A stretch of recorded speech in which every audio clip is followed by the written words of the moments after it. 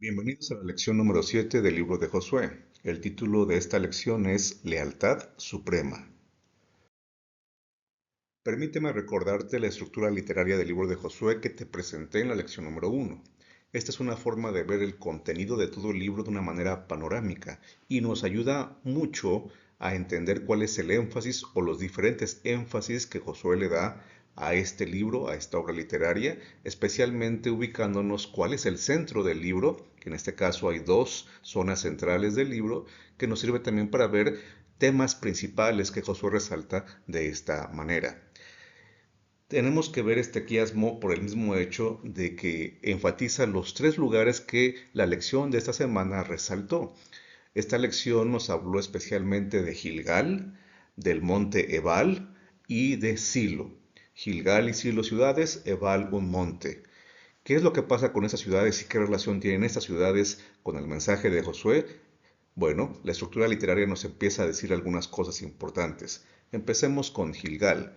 Si tú ubicas a Gilgal, lo encontramos aquí en el inciso C, que tendrá una contraparte también en esta otra sección del quiasmo de Josué, pero concentrémonos en la primera C, cruce a Gilgal. Una vez que el pueblo de Israel cruza el río Jordán, va a instalarse en Gilgal, sitio en donde van a ocurrir cosas muy importantes como veremos a continuación. En el caso del monte Ebal, el relato que menciona este monte, su papel en el libro de Josué, lo encontramos en Josué 8, que es precisamente el centro de la primera parte del libro de Josué y que resalta una ceremonia que tiene que ver con el pacto, que tiene que ver con levantar un altar y hacer algo especial allí en presencia de Dios. Toma en cuenta eso, la presencia de Dios. Esto sucede en el área de Siquem, pero particularmente se menciona el monte Ebal. Es una parte importante, este lugar ocupa el centro de la primera sección del libro de Josué. Así que llevamos dos lugares importantes, no solo por lo que nos narra el libro, sino por el lugar en donde están escritos o ubicados en el orden de los relatos del libro de Josué. Y por último, Silo, que viene siendo la contraparte de Siquem, la contraparte del capítulo 8, donde se habla del monte Ebal. Silo es el lugar en donde se va a levantar el tabernáculo, que hace paralelo con el levantar un altar que se menciona en el inciso E de la primera parte. Ahora, en el inciso E de la segunda parte se habla de levantar el tabernáculo, y entonces van a suceder también cosas importantes que se nos describirán en el resto del capítulo 18. Así que toma en cuenta esto. Josué 5, Josué 8 y Josué 18 nos hablan de esos tres lugares, y los tres lugares tienen un papel preponderante en la estructura, en el orden que Josué le dio a su libro. ¿Por qué es importante Gilgal? ¿Qué ocurrió allí? Bueno, podemos mencionar varias cosas, entre ellas las siguientes. Fue un lugar de renovación nacional y espiritual. ¿Por qué? Porque allí se dio fin del oprobio de Egipto, como lo dice Josué capítulo 5, versículo 9.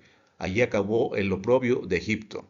También en ese lugar, o parte de finalizar con ese oprobio de Egipto, se realizó la circuncisión y también la Pascua. Se volvió a celebrar la Pascua. Muchos de los que estaban allí, en ese momento que narra el libro de Josué, no habían celebrado ni la Pascua ni habían sido circuncidados. Y aún los que habían sido circuncidados en Egipto no habían sido circuncidados de la manera correcta, de la manera que Dios pidió a Abraham que se hiciera la circuncisión. Es decir, los egipcios practicaban la circuncisión pero de una manera diferente, digamos que no de una manera completa. Y aquí también entonces eso implicaría acabar con el fin de lo previo de Egipto, lo cual también implicaría acabar con la esclavitud. Estaban ya en la tierra nueva, estaban ya habitando una primera ciudad. Dios estaba cumpliendo sus promesas, recuerda que ese es un tema central también en el libro de Josué, y allí cumpliendo sus promesas, ellos entonces renuevan su lealtad a Dios a través de la Pascua, a través de la circuncisión. Y también el capítulo 5 nos dice que cesó de caer el maná, porque el pueblo empezó ya a comer del fruto de la tierra prometida. ¿Se acuerdan? La tierra que fluye leche y miel. Entonces, el que se acabe el maná significa que se acabó la peregrinación. Que se acabe el maná significa que ya se acabó ese viaje, esa transición entre Egipto y el cumplimiento de la promesa de heredar la tierra. Han llegado a la tierra prometida. Ya no se necesita entonces del maná. También eso sucede en Gilgal. Allí mismo se llevan las piedras que se recogieron del río Jordán para recordar, hacer un monumento de esa gran acción de parte de Dios, que viene siendo el equivalente al cruce del Mar Rojo, ¿cierto? Pero ahora, al llegar al río Jordán, también se abre no un mar, pero sí el río Jordán, y ellos cruzan a este lugar y en Gilgal se hace este monumento conmemorativo.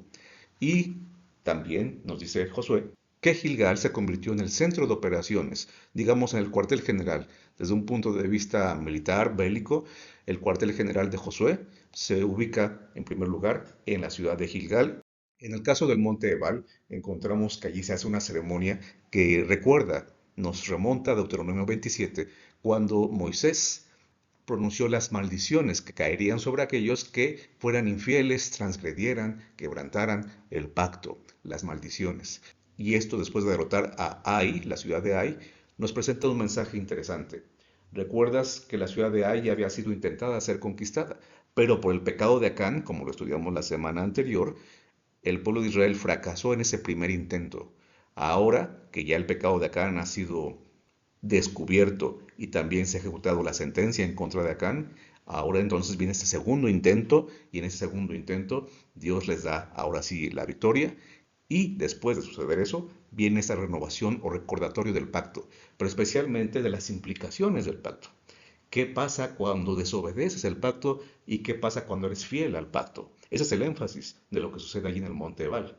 No es que se leyó necesariamente otra vez Éxodo 20, lo que nosotros llamamos Éxodo 20.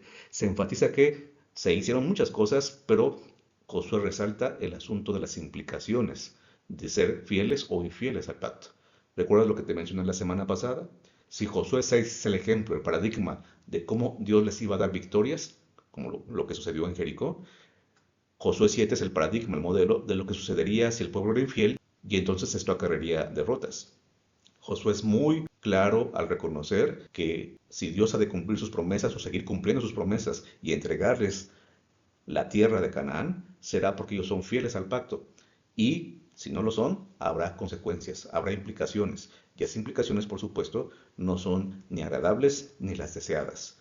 El monte de Baal nos recuerda lo que se hizo allí, que Josué toma muy en serio el hecho de ser fieles al pacto. No basta con dejar Egipto atrás, tenemos que ahora vivir a la luz y siendo fieles al pacto.